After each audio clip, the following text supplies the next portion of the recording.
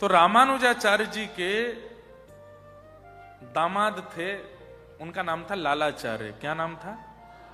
श्री लालाचार्य जी। बहुत सुंदर चरित्र, ध्यान से सुनना। तो श्री लालाचार्य जी रामानुजाचार्य जी से दीक्षा ली उन्होंने। तो दीक्षा लेने के बाद उन्होंने एक दिन आचार्य चरण से पूछा कि आप अपने शिष्य को कुछ आज्ञा दीजिए। तो रामानुजाचार्य जी ने आज्ञा दी, सब में ठाकुर जी का दर्शन करो, सब में परमात्मा को देखो। तो लालाचार्य जी बोले, गुरुदेव क्षमा, आपकी आज्ञा काटना तो नहीं चाहिए मुझे, लेकिन मैं जो बात है वो स्पष्ट कह दूं। क्या? मैं भगवान को सब में नहीं देख सकता। इंसान इंसान है, भगवान भगवान है, मैं उनको कैसे देख लूंगा साथ में?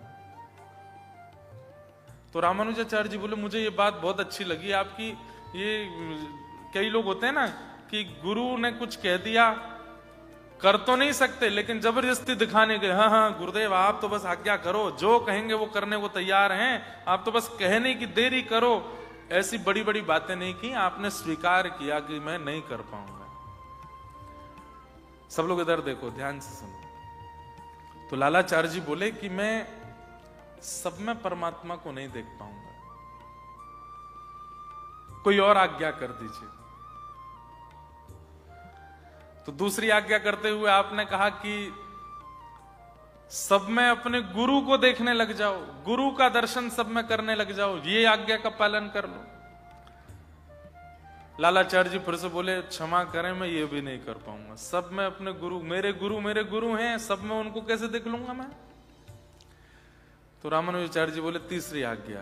बोले क्या? जो भी तिलक, जो भी कंठी और जो भी धोती या फिर किसी भी रूप में वैष्णव रूप में दिखे, उसको अपना कोई संबंधी मानो। लालाचार्य जी बोले, हाँ ये कर सकता हूं। भले ही नाम नहीं जानते, पहचानते नहीं है, गांव नहीं पता, कुछ नहीं, पर जो भी वैष्णव भेष में दिख जाए उसको अपना कोई संबंधी मान लो। ये काम कर लो? बोले हाँ ये कर लेंगे।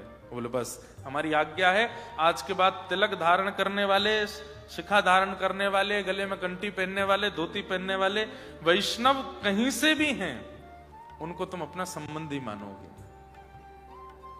लालाचार्य जी बोले ठीक है। लालाचार्य जी की स्थिति ऐसी हो गई कि जैसे ही कोई तिलकधारी दिखता ना, तो अपनी पत्नी से बोलते, देखो क्या हमारे छोटे भाई आ रहे हैं, तो थोड़े युवा दिखते, थोड़ा अच्छा शरीर होता है, युवा हैं, तो देखो हमारे छोटे भाई आ रहे हैं, तुम्हारे देवर आ रहे हैं। नाम नहीं पता है, गांव नहीं पता है, लेकिन पहुंच जाते, आइए आइए आइए भैया, कब आए? तो सामने वाला कहता, आप कौन? अरे हम दोनों बचपन के बढ़िया भाई हैं, दूर के भैया हूं मैं तुम्हारा, हमारा परिवार एक ही है। बोले कैसे? थोड़ा बताओ तो, हमारा परिवार एक। बोले बाद में बात करेंगे, घर चलो पहले। घर लेकर के आते, पैर धोते, घर में बिठाते, भोजन कराते, उनके अंग पर इत्र लगाते, इतना उनका सम्मान करते कि वो व्यक्ति भूल ही जाता पूछना कि हम भैया कैसे हैं दोनों। 2-4 दिन खातिरदारी करते, ठीक है भैया अगली बार जरूर आना। बोले हाँ आऊंगा। कोई वयोवृद्ध दिखते, तिलक गले में कंठी पहने दिखाई देते, पत्नी से कहते, देखो घूंघट कर लो। बोले क्यों? तुम्हारे चाचा ससुर जी आ रहे हैं। मतलब जो तिलकधारी है, जो शिखा सूत्रधारी है, जो वैष्णव भेष में है, वो मेरा है। ये लालाचार्य जी ने नियम ले लिया। एक बार की बात, पूरे नगर में हल्ला जैसा फैल गया था कि लालाचार्य जी के तो सब संबंधी हैं, तिलकधारी हों, कंठीधारी हों, धोतीधारी हों, सब इनके ही हैं। अच्छा आप एक बात सुनेंगे हमारी, आज भी संसार में ऐसे लोग हैं, पर वो तिलकधारियों को संबंधी नहीं बनाते, वो धोती वालों को, कंठी माला वालों को नहीं बनाते, दाम वालों से संबंध बना लेते हैं। जैसे दिखाई देता खूब दाम है, भैया आप हमको हमारे काका जी जैसे लगते हो, हम चाचा बोल लिया करें आपको। हाँ बोल लो भैया, क्या बुराई है।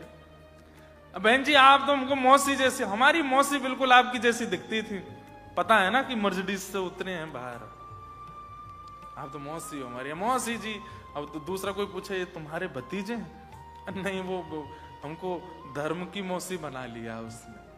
वो धर्म की मौसी नहीं है, दाम की मौसी है, दाम के चाचा, दाम के जीजा जी। कई लोग ऐसे मिलते हैं मुझे, दुनिया में घूमते हैं ना, हमको बहुत लोगों की परख भी हो गई है।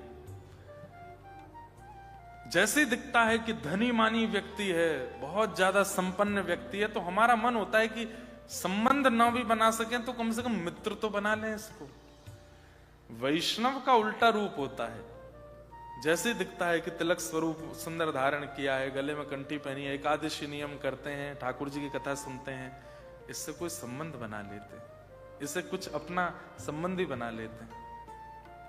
लालाचार्य जी ने संबंध बनाए। एक बार उनकी पत्नी कावेरी जी में जल भरने के लिए गई थी और उनकी सब सहेलियां तो मजाक करती रहती थी, आज कोई नहीं आ रहे तुम्हारे देवर ससुर जी या भैया, कोई तो आ रहे होंगे घर पे। तो लालाचार्य जी की पत्नी कहती मजाक मत बनाया करो, मेरे पतिदेव का नियम है, मैं उसका पालन करती हूं। जो भी तिलक शिखा सूत्र में है वो सब हमारे संबंधी। इतने में ही एक लाश बहती हुई जा रही थी नदी से, एक शव बहता हुआ जा रहा था, उनके गले में कंठी थी। शव के गले में कंठी देख करके वो जो सहेलियां थी बोली अरे घूंघट कर ले। बोले क्यों? कहीं तेरे देवर तो नहीं जा रहे, देख। और शव का जैसे ही दर्शन किया, शव के गले में कंठी देखी, पत्नी दौड़ करके गई। अच्छा एक बात तो है बंधुओं, सुंदर पत्नी मिल जाए, योग्य पत्नी मिल जाए, अच्छा भोजन बनाने वाली मिल जाए, अच्छा बोलने वाली मिल जाए, आपकी बात मानने वाली मिल जाए, या पत्नियों को ऐसे पति मिल जाए, कृपा है भगवान की। लेकिन आपकी भगवत कार्यों में आपकी सहायता करने वाली पत्नी मिल जाए तो ठाकुर जी ने सबसे बड़ा प्रसाद दिया है आपको। उसके लिए सदा धन्यवाद कहिएगा ठाकुर जी को कि आपने ऐसी पत्नी दी जो संसार के कामों में तो साथ निभाती है लेकिन धर्म कार्य में भी साथ निभाती है। या ऐसा पति दिया जो कथा में लेके जावे, वृंदावन लेके जावे, ठाकुर जी के वैष्णव संग में जावे। यही जोड़ी सबसे बढ़िया जोड़ी है, जो दोनों साथ में कथा सुनने आते हैं, जो दोनों साथ में भजन करते हैं, जहां दोनों साथ में ठाकुर जी की सेवा करते हैं। नहीं तो अधिकतर घरों में पति सेवा करते हैं तो पत्नी मजाक बनाती रहती है उनका, पत्नी सेवा करती हैं तो पति सोते ही रहते हैं। कईयों के होंगे भी ऐसे पति, बाहर ही ड्रॉप करके चले जाते, तुम कथा सुनो, जब कथा पूरी हो जाए फोन कर देना, लेने आ जाएंगे। कई पति भी ऐसे होंगे बिना घर पे बताए ऑफिस से सीधे कथा में आ गए होंगे, पत्नी को पता चलेगा तो गुस्सा करेगी। इसलिए ऑस्ट्रेलिया आए थे, यहाँ कथा सुनने आए थे हम लोग।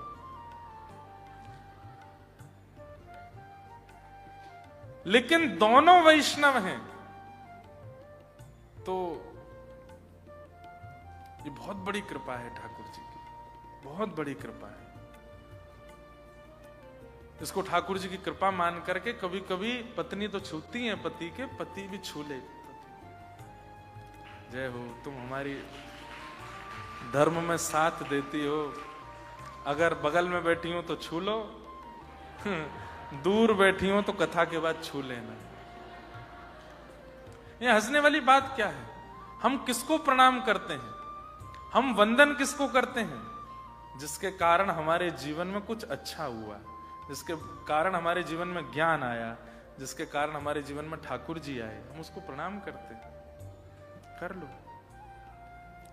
कईयों के घर में भक्ति नहीं थी लेकिन कोई बालक का ऐसा जन्म होता है, वो बालक उनको भक्त बना देता है। वो बालक पूजनीय है, बालक वंदनीय है। तो लालाचार्य जी की पत्नी दौड़ करके गई और श्री लालाचार्य जी को जाकर के सब वृतांत बताया। बोले कि नदी में एक बहता हुआ शव जा रहा था, गले में कंठी पहनी हुई है, और मेरी सखी बोल गई थी कहीं तेरे देवर तो नहीं। ये सुनते ही लालाचार्य जी मूर्छित हो गए और जब होश में आए तो रोने लगे। मेरे भाई कहां चले गए? नाम भी नहीं जानते, शव का पता भी नहीं जानते, कोई कैसे इतना रो सकता है? और बाहुविह्वल रोते हुए श्री लालाचार्य जी गए और नदी से उस शव को लेकर के अपने घर आए। घर में आके घर के सदस्य की जो जो क्रिया होती है वो सब लालाचार्य जी कर रहे हैं। हाथ में पिंड लगाना, उनका श्रृंगार करना, अर्थी बनाना। पूरे गांव को निमंत्रण दे के आए, मेरे भैया चले गए, आप सब लोग शव यात्रा में आओ। शव यात्रा में सब आ गए, पर आपस में सब काना फूसी कर रहे हैं। ये क्या बुद्धि है? ठीक है, तुम सबको संबंधी मान के घर ले आते हो, भोजन कराते हो, यहां तक बात ठीक है, अंतिम संस्कार कर रहे हो। लेकिन लालाचार्य जी अपनी गुरु की आज्ञा कितनी मानते हैं।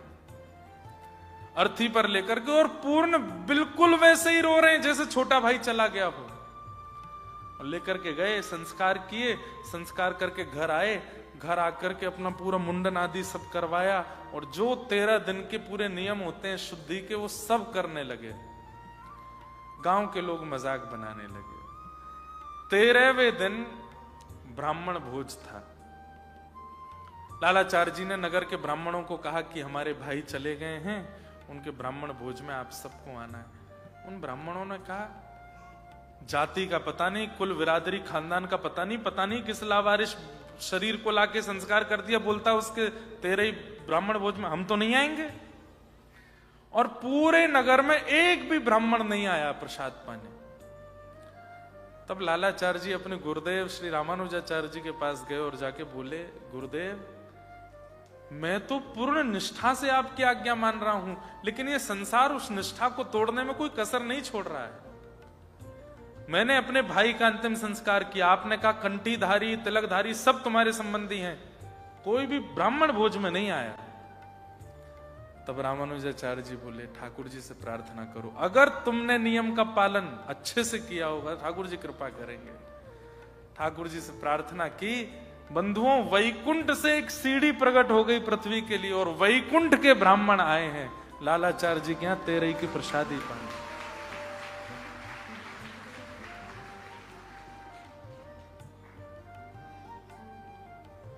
कैसे कैसे आचार्य हुए इस संसार में, कैसे कैसे भक्त हुए। हम लोग कहीं स्टैंड करते हैं इनके आगे? केवल काउंटर को गिना देते हैं, 5000 नाम किए महाराज जी, 2 लाख नाम करते हैं महाराज जी। कुछ नहीं होना है इससे। आपका व्यवहार विचार यदि पवित्र नहीं है, कितना भी नाम कर लीजिए, कोई फर्क नहीं पड़ने वाला। विचारों में, विकारों में, बुद्धि में, स्वभाव में परिवर्तन आना चाहिए। ऐसा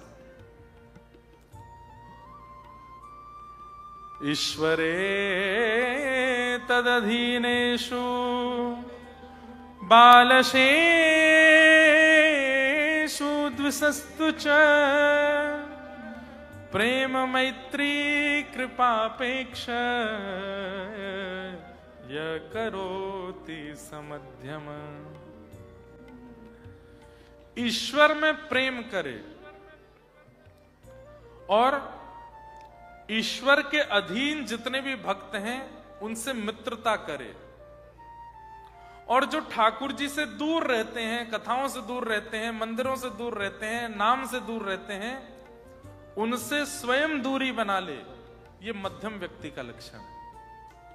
ठाकुर जी से प्रीति करे, ठाकुर जी के भक्तों से मित्रता करे, और ठाकुर जी से दूरी बनाने वालों से स्वयं दूरी बना ले। तजोरे मन हरि विमुखन को संग, जाके संग कुमति उपजत है, पड़त भजन में भंग। तजोरे मन हरि विमुखन को संग, तजोरे मन हरि विमुखन को संग। एक मुस्लिम परिवार में जन्मे, लेकिन ठाकुर जी ने उनको पकड़ लिया और इतना हरिनाम गाते, इतना भगवान नाम गाते कि एक दिन जिस क्षेत्र में वे थे बंगाल में, वहां के राजा ने, वो भी मुस्लिम थे, उसने अपने सब म्लेच्छ सेना को भेज दिया। बोले कि ये जो काफिरों के भगवान का नाम गाता है, इसके हाथ पैर बांध करके, हाथों में हथकड़ियां, पैरों में बेड़ियां बांध के पूरे नगर में दौड़ा दौड़ा करके कोड़ों से मारो, ताकि कल को कोई भी हमारे यहां का बालक काफिरों के भगवान का नाम गाने में घबरावे। ये स्थिति करो इसकी। सोचिए, हाथ बांध रखे हैं, पैर बांध रखे हैं, और सैनिक लेकर के बाजार में घूम रहे हैं और कोड़े मार रहे हैं। कोड़े भी ऐसे नहीं, कोड़ों में भी छोटी छोटी कील घुसी हैं। उन कोड़ों को जब मारते हैं तो जब वो कोड़ा पड़ता है तो हरि बोल हरि बोल हरि बोल करके हरिदास ठाकुर रुदन करते हैं। कहते हैं जितनी तेज वो हरि बोल बोलते थे, अगला कोड़ा उससे भी तेज गति से मारा जाता था, तो और तेज हरि बोल बोलते थे। हरिदास ठाकुर उनके चरणों में प्रणाम करते, जो मारते। वो कहते तुम हमको प्रणाम क्यों करता, हम तुझे मार रहे हैं। बोले कि मैंने संकल्प लिया था कि मैं बहुत ऊंचे स्वर में हरि नाम गाऊंगा, लेकिन बहुत प्रयास करने पर भी ऊंचे स्वर में नहीं गा पाया। आपके कोड़े की कृपा है कि मेरी क्षमता से तेज गति से मैं हरि नाम गा रहा हूं, और मारिए मुझे, ताकि इतनी जोर से हरि नाम निकले कि मेरा रोम रोम हरि नाम गाने लग जाए। दोष नहीं देखा। कहते हैं हरिदास ठाकुर पर करी जा रही उस उत्पीड़ना के कारण साक्षात सुदर्शन भगवान आकाश में प्रकट हो गए उन म्लेच्छों को मारने के लिए। हरिदास ठाकुर सुदर्शन जी से प्रणाम करके कहते हैं इनको मत मारिए, इनका वध मत कीजिए। हे नाथ, ये कलयुग है, कलयुग में दोष देख करके अस्वीकार मत कीजिए। ये सतयुग नहीं है, ये द्वापर नहीं है, त्रेता नहीं है, कलयुग है। यहां पर दोष देख करके भी आप केवल स्वीकार करो नाथ, इनको मत मारो। हम लोगों की स्वभाव में एक क्वालिटी है हम लोगों की आंख में कि दोष बहुत जल्दी देखते हैं हम, बहुत जल्दी दोष दिख जाता है। अभी अगर मैं आपसे कहूं अपने बगल वाले को देखो, देखो एक बार, देखना एक बार, देखो बगल वाले को देखो, और कहा जाए कि चलो अब इसके बारे में 10 अच्छी बातें लिख के बताओ, तो आपको क्या लगेगा? महाराज जी वी नीड सम टाइम, हमें थोड़ा समय दीजिए, थोड़ा इसके संग बैठेंगे, बात करेंगे, इसके साथ घूमेंगे फिरेंगे, तब जाकर के कुछ बता पाएंगे। लेकिन आपसे कहा जाए कि इसके बारे में 10 अवगुण बताओ, तो आप पता है क्या कहेंगे? एक्स्ट्रा सीट मिलेगी, एक शीट तो भर गई है, एक और दे दीजिए, उसमें भी लिख दूंगा। और ये हंसने वाली और आपको कोई मजाक कराने वाली बात नहीं, ये वास्तविकता है संसार की। हमको अवगुण देखना किसने सिखाया? कैसे इतनी जल्दी हम दूसरों में दोष देख लेते हैं? और यहां कहते कहते हार गए। सब में गुण देखो, सब में अच्छाइयां देखो, सब में भलाई देखो। कोई, मैं कहता हूं, आपको कितना भी बुरा बोल जाता है आपके परिवार के बारे में, उसमें भी एक गुण देख लो, नहीं देख पाओगे। उत्तम भक्त का लक्षण क्या है? उसको अवगुण दिखने बंद हो जाते हैं। आपसे 5 लोगों ने बुराई कर दी, अरे महाराज जी तो ऐसे हैं, ये व्यास जी तो ऐसे हैं, ये व्यक्ति तो ऐसा है, लेकिन वो व्यक्ति सन्मुख आया तो उसमें आपको अवगुण नहीं दिखा, उसमें तब भी गुण दिख गया, उसमें तब भी कोई अच्छाई दिख गई। ये उत्तम भागवत का लक्षण है, उत्तम भक्त का लक्षण है। आज के बाद प्रयास कीजिए, किसी में भी अवगुण नहीं देखे। पति पत्नी में नहीं देखे, पत्नी पति में ना देखे, बच्चे बहन भैयाओं में ना देखें, भाई बंधुओं में मत देखो, माता पिता में मत देखो। पहले घर से शुरुआत करो और फिर धीरे धीरे पड़ोसियों तक पहुंचो। यहां तो पड़ोसी जानते नहीं, फिर भी प्रयास करो, पड़ोसियों में देखना शुरू करो, फिर बाहर देखना, जहां काम करते हो, पढ़ने जाते हो, जो भी करते हो, वहां गुण देखना शुरू करो। धीरे धीरे धीरे धीरे क्या होगा? सर्वम खलु इदम ब्रह्म, सब में ब्रह्म दिखने लगेंगे, सब में गुण दिखने लगेगा, सब में अच्छाइयां दिखने लगेंगी। जैसे ही किसी में अवगुण दिखता है तुरंत नेत्र बंद किया करो, हरे कृष्ण कृष्ण कृष्ण हरे हरे, हरे राम राम राम हरे। मुझे अवगुण नहीं देखना है, मुझे दोष नहीं देखना है। इनका जो भी अवगुण देखा, हे नाथ कृपा करो वो अदृश्य हो जाए। मुझे पता, मुझे याद ही ना रहे कि इनमें ये अवगुण था, मुझे केवल गुण दिखा। यह दृष्टि बनानी पड़ेगी आपको। हां, कोई व्यक्ति दुराचारी है, कोई व्यक्ति महापापी है, कोई व्यक्ति बिल्कुल अधम क्रियाओं में है, उसमें भी उसको देख लिया, देख गया कि हाँ भाई ये गलत कर रहा है, तो उसको भी दूर से प्रणाम करो, फिर जीवन में उसके पास जाओ मत, उसका त्याग कर दो। जो स्वभाव से ही है कि वो गलत ही करता है, उससे दूरी बना लीजिए। लेकिन चलते फिरते आदमी में, उठते बैठते लोगों में भी अवगुण देखना, ये अच्छा स्वभाव नहीं। गुण देखो। मैं फिर कहूंगा, ये कथा उन लोगों के लिए है जो अपने जीवन का उद्देश्य ठाकुर जी को मान चुके हैं और जो चाहते हैं कि हम अपने जीवन का कल्याण कर लें। डॉलर वॉलर कमाना और ये सब तो चलो ठीक है, लेकिन बस ये जन्म जो है ये सफल हो हमारा, उन लोगों के लिए बात है। अवगुण देखना बंद कीजिए, सब में दोष मत देखो। और जब किसी में दोष देखते हैं तो एक बार दर्पण में जाके खुद को भी देख लिया कीजिए। हम जैसे बहुत दूध के धुले हैं। दूसरों में अवगुण देखना हम लोगों को इतना अच्छा आता, खुद को देखा है, खुद में देखा है। दोष मत देखो। सर्वभूतेषु यः पश्येत् भगवद् भावमात्मनः भूतानि भगवत्यात्मन् एष भागवतोत्तमः।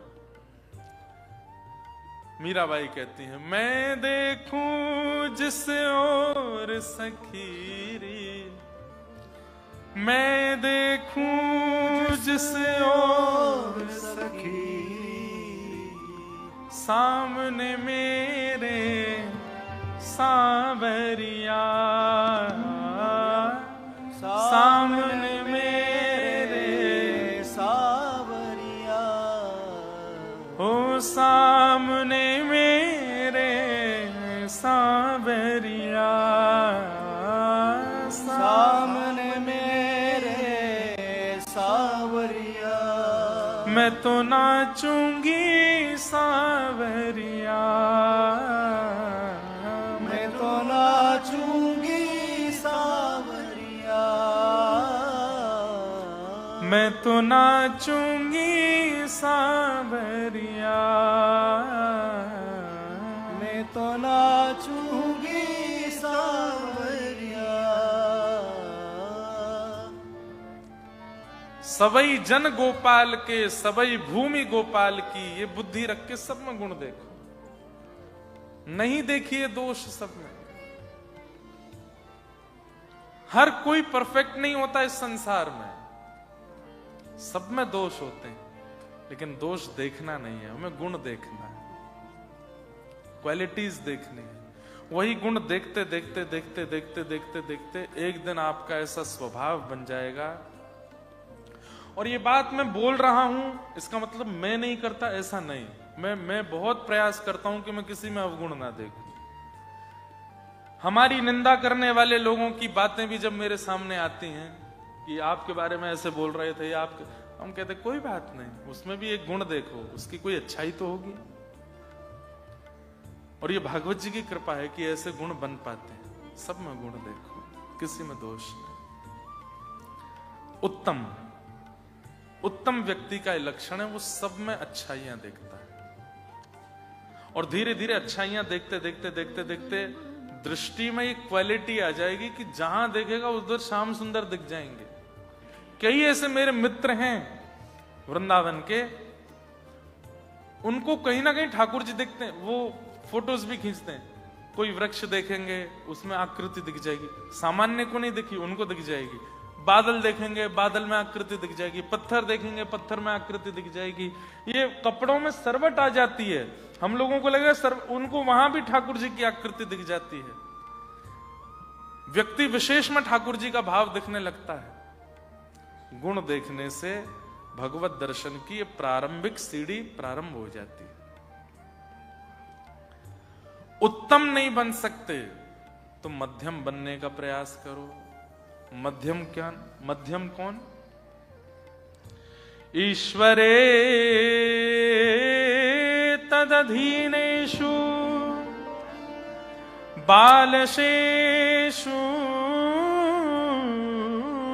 दिशस्तु च प्रेम मैत्री कृपापेक्षा यह करोति समध्यम। मध्यम भक्त कौन है? ध्यान से सुनो। वैसे ये मेलबर्न वाला सेशन इतना बढ़िया लग रहा है हमको। आपको कागज पेन लेके बैठना चाहिए, लिखने वाला ये क्वालिटीज हैं, ये सब निर्माण करना चाहिए। पर अच्छा, आप लोगों की मेधावी बुद्धि है, याद कर लोगे ना जल्दी हैं? कल एग्जाम ले लें आप सबका। 2 दिन में क्या सुना है हमने? वैसे ही कल मंडे है, एग्जाम की बात सुन के और कम लोग आएंगे।